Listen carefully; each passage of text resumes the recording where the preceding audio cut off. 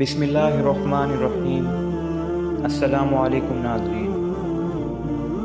آپ صلی اللہ علیہ وآلہ وسلم کی دادا عبد المطلب کی وفات کے بعد آپ کے چچا ابو طالب بھی آپ پر جان چھڑکتے تھے۔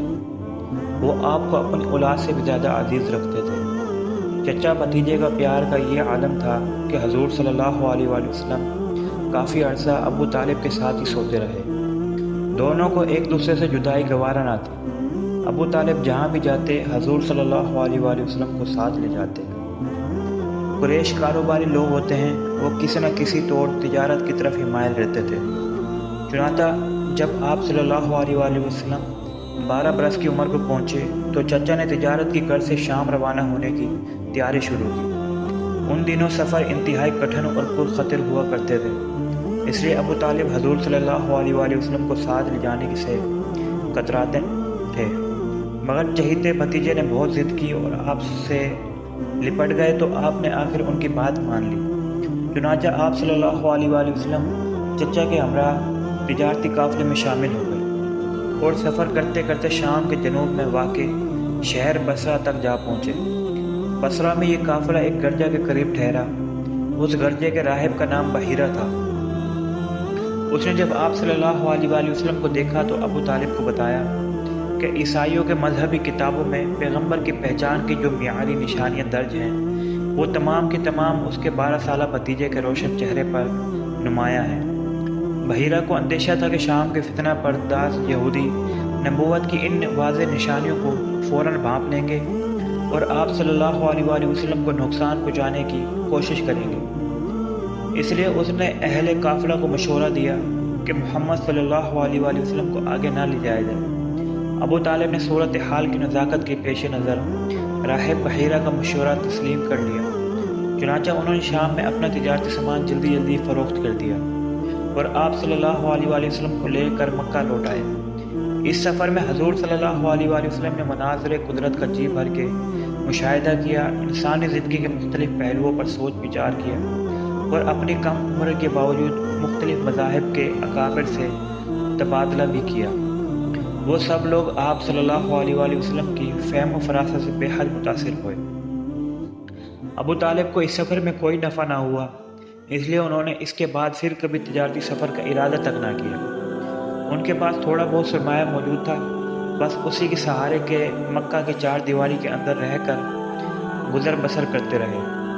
یہ سارا عرصہ حضور صلی اللہ علیہ وآلہ وسلم چچا کے ساتھ رہے۔ آپ صلی اللہ علیہ وآلہ وسلم ان کی بکریاں چراتے اور گھریلو کاج میں ان کا ہاتھ بٹاتے تھے۔ فارغ اوقات میں آپ صلی اللہ علیہ وآلہ وسلم گلی بازار میں نکل جاتے اور مشہور عرب شاعروں کے کلام سنتے، مختلف مذاہب کے خطیبوں کی تقریروں کو تجزیہ کرتے اور اپنا بیشتر وقت سوچ بچار میں صرف فرماتے۔ ابو طالب کی گھریلو زندگی کی مالی پریشانیوں کا اشتکار رہتی تھی۔ حضور صلی اللہ علیہ وآلہ وسلم ابو طالب کی گھریلو زندگی مالی پریشانیوں کا شکار رہتی تھی۔ حضور صلی اللہ علیہ وآلہ وسلم اس وقت 25 برس کی عمر کو پہنچ چکے تھے۔ شام کے تجارتی سفر میں ناکامی کے باوجود آپ کے چچا چاہتے تھے کہ اپنے چہیتے بھتیجے کے لیے گلہ بانی کے بجائے تجارت کی سہولتوں کا اہتمام کریں۔ اپنی اس خواہش کی تکمیل کے لیے آپ مناسب موقعوں کی تلاش میں رہتے تھے۔ انہی دنوں ایک دولت مند اور بلند اخلاق بیوہ خاتون خدیجہ رضی اللہ عنہا مکہ میں رہتی تھی۔ رشتے میں وہ حضور صلی اللہ علیہ وآلہ وسلم کی چچا زاد بہن تھی۔ ان کے انتہائی پاکیزہ کردار کی وجہ سے لوگ انہیں طاہرہ کے لقب سے یاد کرتے تھے۔ خدیجہ اپنے تجارتی کاروبار کے سلسلے میں جفاکش اور شریف لوگوں سے اجرت پر خدمت لیا کرتی تھی۔ انہوں نے حضور صلی اللہ علیہ وآلہ وسلم کے اخلاق اور دیانت کے بہت چرچے سن رکھے تھے، چنانچہ انہوں نے آپ کی دیانت اور خدمت سے فائدہ اٹھانے کا سوچا۔ انہوں نے آپ صلی اللہ علیہ وآلہ وسلم کو بلا بھیجا اور کہا، اگر آپ میرا تجارتی مال لے کر شام جائیں تو میں آپ کو اوروں سے کہیں زیادہ معاوضہ دوں گی۔ آپ صلی اللہ علیہ وآلہ وسلم نے اس اچھی کاروباری پیشکش کو قبول کر لیا تو خدیجہ نے اپنے مال کے ساتھ اپنا غلام یسرا بھی آپ صلی اللہ علیہ وآلہ وسلم کے ہمراہ روانہ کر دیا۔ شام کے علاوہ حضور صلی اللہ علیہ وآلہ وسلم کو تجارت کے لیے متعدد اور مشہور مقامات پر جانے کا بھی خاصا تجربہ تھا۔ خدیجہ نے جہاں جہاں آپ صلی اللہ علیہ وآلہ وسلم کو تجارت کے غرض سے بھیجا ان میں یمن بھی شامل ہے۔ یمن آپ صلی اللہ علیہ وآلہ وسلم 2 مرتبہ تشریف لے گئے اور ہر بار واپسی پر خدیجہ رضی اللہ عنہا نے آپ صلی اللہ علیہ وآلہ وسلم کو معاوضے میں ایک اونٹ دیا۔